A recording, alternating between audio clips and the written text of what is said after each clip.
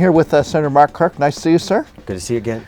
Senator, you've been popping up all over the state, and doing all kinds of stuff that tells some people that you're feeling pretty good. Tells other people that you're a candidate running for re-election in 2 years. Absolutely, to go strong and convince the people in 16 that I'm the best senator that can represent them in Washington, D.C. Why? Why are you running again? Running again because I can make a better difference for Illinois. Really focus on local stuff and to make it happen. How do you feel, Senator? I feel great. Do you? I would say I'm probably a great comeback story from a stroke.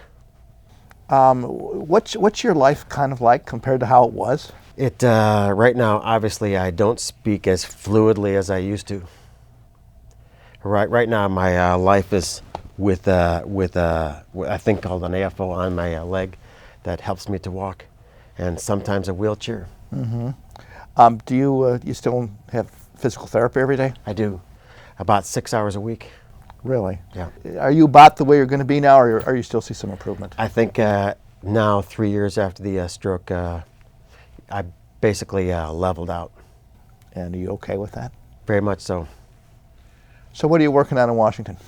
In Washington now, it's to make sure we attack the big gangs of Chicago with federal resources, to make sure the $18.5 million that I've won approval for can help us take out the gangster disciples, much as Chicago took out the Capone organization.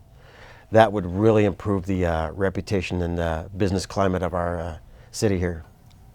Are federal resources the answer to this shooting problem in the city, or something else needed?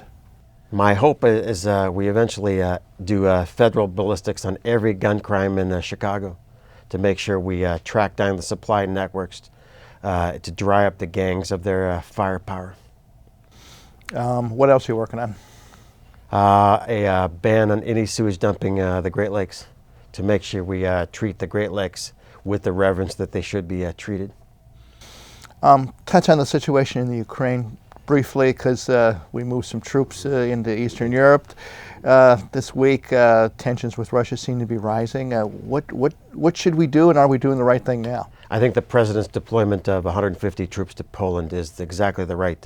It shows some U.S. backbone. I've been worried that we have looked too weak, and we've had China and North Korea taking advantage of White House weakness. One other hot subject, Obamacare seems to be something that every candidate, whether they're running, I voted against it 8 times in the House. Voted against it 8 times in the House. Yet there's a whole bunch of people who signed up. Is the proper course of action now to repeal it, Greg, to amend it, or what? To get rid of it. I worry now when you hear 7 million that the now discredited health secretary who just left the office, she didn't know the difference between a click and a customer. Meaning what? That she was just counting people who clicked on the website as full-blown customers. Any business in America would understand the difference. The Democrats say that even though Obamacare clearly hasn't been a success, that you Republicans just focus on this too much to the...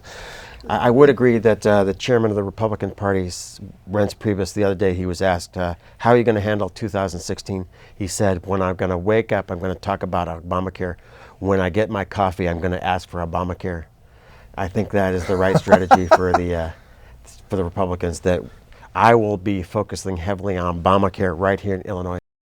Last question, you're going to be hitting the campaign trail this fall for some other Republicans? Certainly, I will be backing Jim Oberweis strongly because he is not a vote for Harry Reid. I think Harry Reid is a particularly inappropriate leader of the Senate. We shouldn't have him running the Senate. Okay. Yeah. Appreciate your time. Thank you. Thank you. Thank you, Greg. Betcha. Thanks.